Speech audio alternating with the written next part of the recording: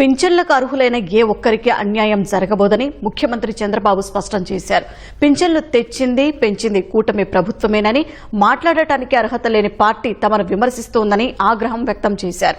అర్హులకు న్యాయం జరిగేలా పార్టీ యంత్రాంగం పనిచేయాలని నిర్దేశించారు. పింఛన్ల పంపిణీ సందర్భంగా ఇంటింటికి వెళ్లి ప్రజలకు ఎంత చేస్తున్నామో వివరించాలన్నారు. పార్టీ జిల్లా కమిటీలను త్వరలో ప్రకటిస్తామని, రాష్ట్ర కమిటీ కూర్పుపై కసరత్తు జరుగుతోందని చంద్రబాబు వెల్లడించారు.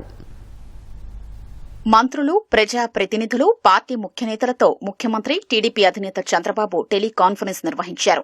దేశంలో మరే ఇతర రాష్ట్రంలోనూ ఇవ్వనంత స్థాయిలో పెద్ద ఎత్తున పింఛన్లు ఇస్తున్నామన్నారు.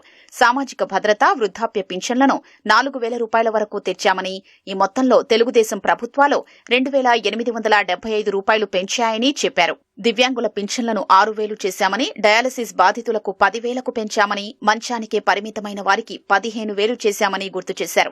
63 లక్షల మంది లబ్దిదారులకు ప్రతి నెల 1వ తేదీనే పింఛనిస్తున్నామని, ఏడాదికి 35,000 కోట్లు పింఛన్లకే వెచ్చిస్తున్నామని సీఎం వివరించారు. దివ్యాంగులకు వైసీపీ ప్రభుత్వం రూపాయి కూడా పింఛన్ పెంచలేదని, ఆ పార్టీ నాయకులకు నోరెత్తి మాట్లాడే అర్హత లేదని సీఎం చంద్రబాబు మండిపడ్డారు. అబద్దాల పునాదుల మీదే వైసీపీ రాజకీయం చేస్తోందని, ఆ పార్టీయే తప్పులు చేస్తూ ఎదుటి వారిపై నెడుతోందని, వాటిని సమర్థంగా తిప్పికొట్టాలని నేతలకు దిశానిర్దేశం చేశారు.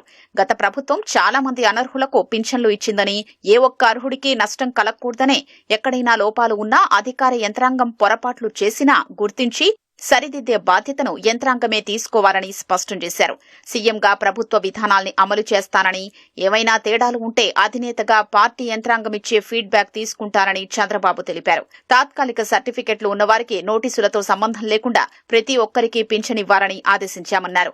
ప్రతి ఇంటికి మనం చేసే మంచి చేరాలని, ఎన్ని ఇబ్బందులు ఉన్నా ప్రభుత్వం సంక్షేమం అమలు చేస్తోందనే విషయం ప్రజలు అర్థం చేసుకునేలా వివరించాలని నాయకులకు సీఎం స్పష్టం చేశారు. ఎన్నికలకు ముందు చెప్పినట్లుగానే సూపర్ 6 హామీల్ని అమలు చేసి మాట నిలబెట్టుకున్నామని సీఎం చంద్రబాబు నేతలతో అన్నారు. పింఛన్ల విషయంలోనూ పార్టీ కేడర్ పనిచేయాలని సూచించారు. రాజకీయాల్లో ప్రజల కోసం పనిచేయడం ఎంత ముఖ్యమో, చేసిన పనిని చెప్పుకోవడమూ అంతే ముఖ్యమన్నారు. సుపరిపాలనలో తొలి అడుగు కార్యక్రమం విజయవంతమైందన్న చంద్రబాబు సెప్టెంబర్ 6న అనంతపురంలో సూపర్ 6 సూపర్ హిట్ సభ నిర్వహిస్తున్నట్లు వెల్లడించారు. మేనిఫెస్టోలో ఇచ్చిన మాట ప్రకారం 16,347 ఉపాధ్యాయ పోస్టులు భర్తీ చేసేందుకు మెగా డిఎస్సీ నిర్వహించామని తెలిపారు. ఎంతమంది పిల్లలున్నా తల్లికి వందనమిచ్చామని, అన్న క్యాంటీన్, అన్నదాత సుఖీభవ హామీలు అమలు చేశామన్నారు. ఆర్టీసీ బస్సుల్లో మహిళలకు ఉచిత ప్రయాణ సౌకర్యం కల్పించామని వివరించారు.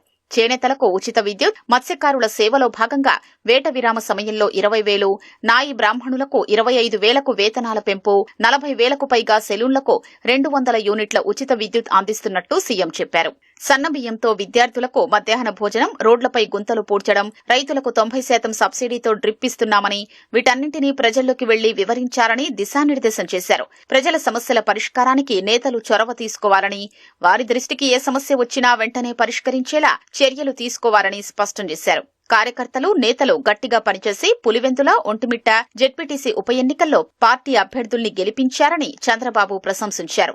ఏ ఎన్నిక వచ్చినా కూటమే గెలవాలన్నారు. మనం ఏ చిన్న తప్పు చేసినా భూతద్దంలో చూపించి దెబ్బతీయాలని ప్రత్యర్థులు చూస్తున్నారని, వారి కుట్రల పట్ల జాగ్రత్తగా ఉండాలని సూచించారు. జిల్లా కమిటీల ఎంపిక ప్రక్రియ పూర్తయిందని, త్వరలో ప్రకటిస్తామన్నారు. రాష్ట్ర కమిటీని ఏర్పాటు చేస్తామని చెప్పారు. పనిచేసే నాయకత్వానికే పెద్దపీట వేస్తామన్నారు. కార్యకర్తల్లో మరిన్ని నాయకత్వ లక్షణాలు పెంచి ఆర్థికంగా బలోపేతం చేస్తామని చంద్రబాబు హామీ ఇచ్చారు.